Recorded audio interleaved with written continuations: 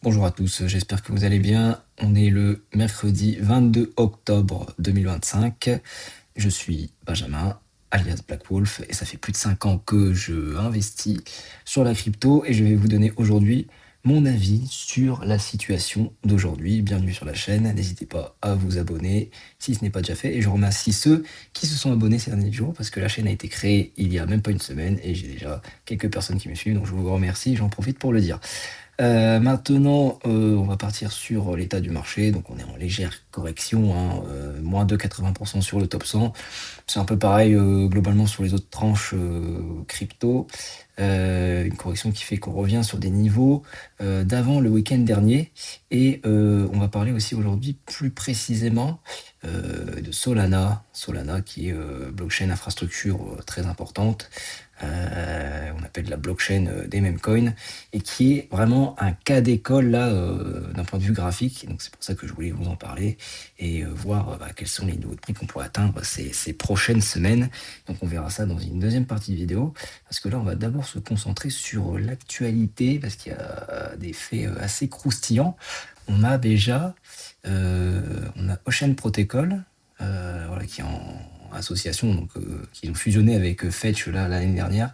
Et ben il y a une allégation de dump de 120 millions de dollars parce qu'on a le CIO de Fetch, Fetch AI, du token FET, qui a proposé une prime de 250 000 dollars pour identifier les signataires liés à un portefeuille multisignature de Ocean Protocol Foundation.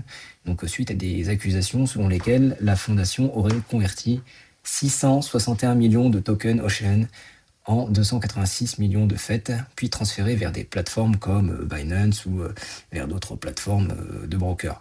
Et ces montants impliqués approchent les 120 millions de dollars. Et ça déclenche une forte remise en question de la question de la gouvernance du protocole. Donc sur l'absence apparente de time lock, de seuil de quota plus clair et de pression sur les détenteurs de FET. Et le prix à court terme du FET, il a pas mal chuté. On est dans les 0,25 cents sur la capture d'écran qu'on voit ici. Et tout ça pour dire que à court terme, ça met une pression vendeuse sur le token et ça remet en question la confiance des investisseurs, des partenaires sur ces projets par rapport à la transparence de la gouvernance du fonctionnement de l'équipe parce que c'est un des critères importants, l'équipe par rapport au projet, aussi par rapport à la tokenomique, comme le bienfait du projet, à quoi sert le projet, qu'est-ce qui résout comme solution. Donc l'équipe, c'est très important à regarder aussi. Ensuite, on a un autre article sur Solana, ça sera pour après, là sur Ethereum, qui va faire sa mise à jour Fusaka, mise à jour Fusaka qui va arriver le 3 décembre 2025. Donc c'est une mise à jour qui va introduire une limite de gaz par transaction d'environ à peu près à peine 17 millions d'unités. Donc cette mise à jour, elle va servir d'empêcher qu'une seule transaction monopolise un bloc et ça va poser les bases de l'exécution parallèle, donc de faire des transactions en parallèle en mettant plutôt qu'une transaction à la fois. Et cette mise à jour, elle comprend aussi l'élévation de la limite de gaz par bloc, donc qui est d'environ 60 millions, et de l'activation de d'autres protocoles. Donc je ne vais pas en rentrer trop dans le détail du fonctionnement, mais tout ça pour dire que cette mise à jour, ça va permettre une meilleure scalabilité, des frais potentiellement réduits et une meilleure position pour les couches 2 de roll-up. Et ça va positionner l'ETH dans une position encore plus dominante sur les blockchains d'infrastructure. Et enfin, j'ai un dernier article sur la Fed qui souhaite aller vers les comptes maîtres allégés pour les fintech et la crypto. Donc c'est le gouverneur Christopher Waller qui a annoncé que la Fed examine la création d'un compte de paiement simplifié, donc ce qu'on appelle un Skinny Master Account en anglais, donc ce qui permet aux fintech et aux firmes crypto d'accéder directement au rail de paiement de la Fed, tout en limitant les privilèges de type master account classique. Donc il n'y aurait pas d'accès au crédit, pas de découvert, pas d'intérêt. Et le message clair, qu'on peut lire, que j'avais lu dans l'article, c'est qu'il faut, alors c'est juste ici, en anglais, je vous le traduis, c'est embrasser la disruption et ne pas l'éviter. Donc ça représente un changement d'attitude, de paradigme de la Fed, changement d'attitude envers l'univers crypto et de paiement. Et ce dispositif, il pourrait ouvrir la voie à une meilleure intégration institutionnelle des acteurs crypto dans le système financier traditionnel américain. Donc tout ça aussi à condition que ça réponde aux contraintes de conformité et de risque, comme très souvent sur le blanchiment d'argent et ce genre de choses qui est très courant dans le domaine financier classique. Maintenant, on va se concentrer sur ce qui nous intéresse le plus, comme très souvent. Et c'est sur les graphiques, sur l'étude des prix. Donc aujourd'hui, on va se concentrer d'abord sur le Bitcoin, le grand classique. C'est la reine des cryptos. Donc par rapport à la vidéo d'hier, si vous avez regardé la vidéo d'hier, on était sur ces niveaux de 212 000, 113 000. On avait eu le fameux rebond là qui a redonné de l'espoir à tout le monde. Et j'avais souligné qu'il y avait un gap, CME sur le Bitcoin qui date du week-end dernier et qui n'attendait que ça de se faire combler. Donc on avait, si vous vous rappelez bien, j'avais dit que je mettais une pièce sur le fait que le cours retombe dans ce gap pour le combler. Et ça n'a pas loupé, le cours est bien retombé depuis hier, on était à ce niveau-là et on est revenu combler le gap qui est ici sur ce niveau des 107 500 $ ici, et on l'a bien comblé ici, donc c'est un bon signe. On a comblé ce trou dans le cours et on va pouvoir rebâtir des fondations plus solides pour je l'espère, rebondir. Donc là, typiquement, on voit comme une espèce de W qui pourrait ici se jouer, et ça, c'est une figure de retournement haussière. Donc ça, c'est un très bon point pour nous, pour tout le monde. Et voilà ce que je peux dire là-dessus. Donc pour l'instant, je ne peux pas dire grand-chose d'autre, si ce n'est que le gap est comblé et qu'on va attendre un peu le temps que ça se construise et puis confirmer qu'on ait un retournement sur le cours. Ensuite, je vais parler rapidement de l'Ether. Bon, l'Ether, c'est un peu la même chose que le Bitcoin. Voilà, il corrige aujourd'hui le Bitcoin, donc l'Ether, il va suivre aussi. On est dans une configuration qui s'appuie sur ici. Attendez. Hop, je me suis un peu planté dans mon truc. Je me remets. Hop, je voulais vous dessiner à l'écran le truc que je voulais montrer. C'est qu'ici, on a un support et ici, on a un autre support. Donc, on est dans un triangle. De compression là, qui compressionne tout doucement ici. Donc, il se met à l'intérieur. Donc, on espère que ça va s'extirper vers le haut, bien sûr.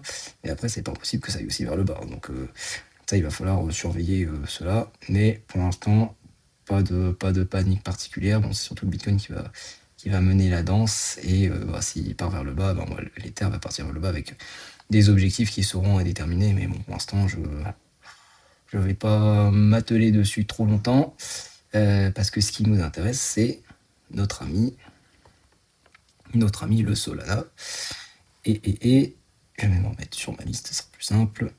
Le Solana qui est, vous allez voir, dans une configuration très proche de l'Ether, en fait, dans la construction, en tout cas à court terme, parce qu'ici on a aussi notre même triangle de compression qui compressionne, et mais ce qui m'intéresse vraiment, c'est au niveau de la construction sur le long terme, parce qu'on voit qu'ici, si vous voyez bien là, on a comme un support à plus long terme qui se dessine aussi, et là on s'appuie actuellement sur ce support long terme là, donc c'est une bonne résistance là, qui se crée, voilà.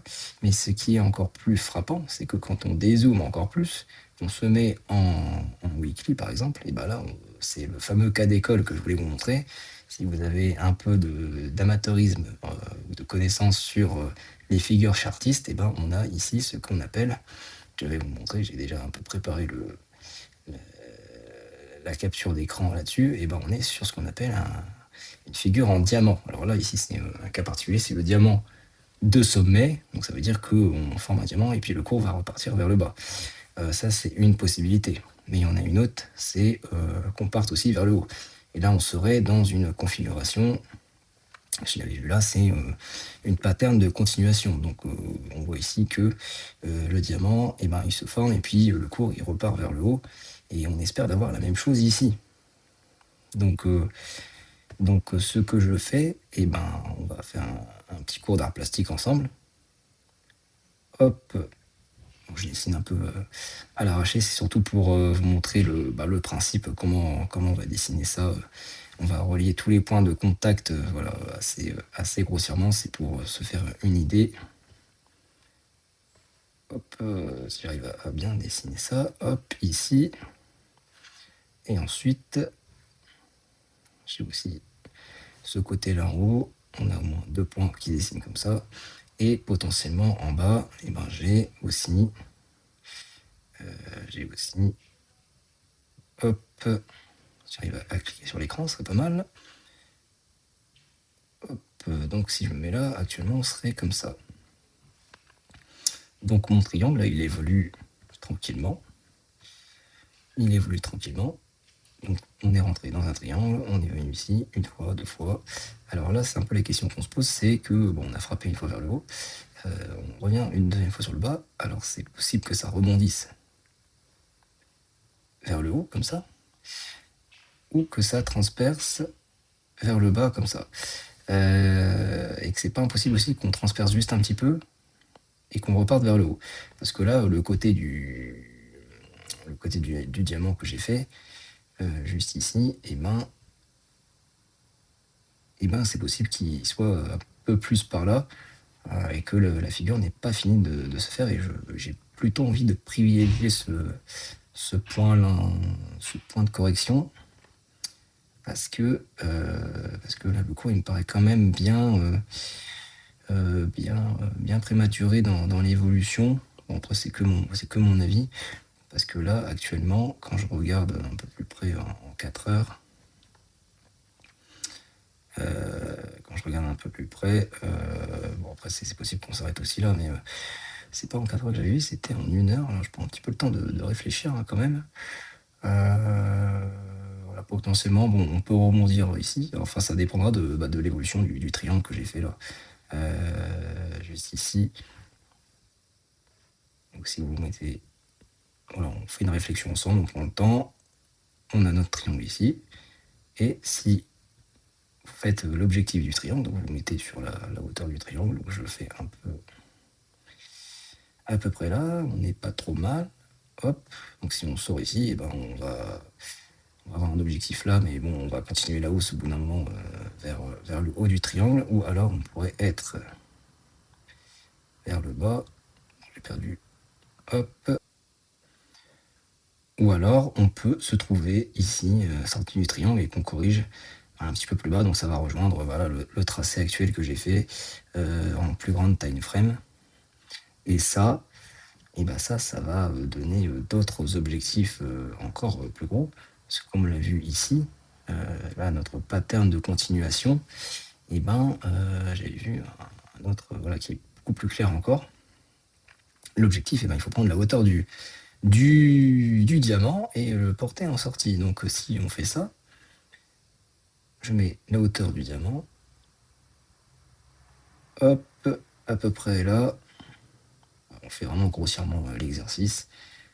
J'ai pas ma règle et mon écart pour le faire, mais on irait sur des objectifs à peu près là. Voilà, si on sort à peu près ici, on serait dans les 400, les 440, les 450, je pense, dollars sur le sol pour les prochains petits mois, je pense. Donc voilà, donc si on va vers le bas, bon bah on va direct à 0, hein, mais bon, c'est pas l'option privilégiée. Et puis de toute façon, il y aurait les résistances là à 30 dollars, à 20 dollars, mais si on sort, on serait dans les 400, allez, je pense 440 et 450 dollars si on veut un prix plus psychologique.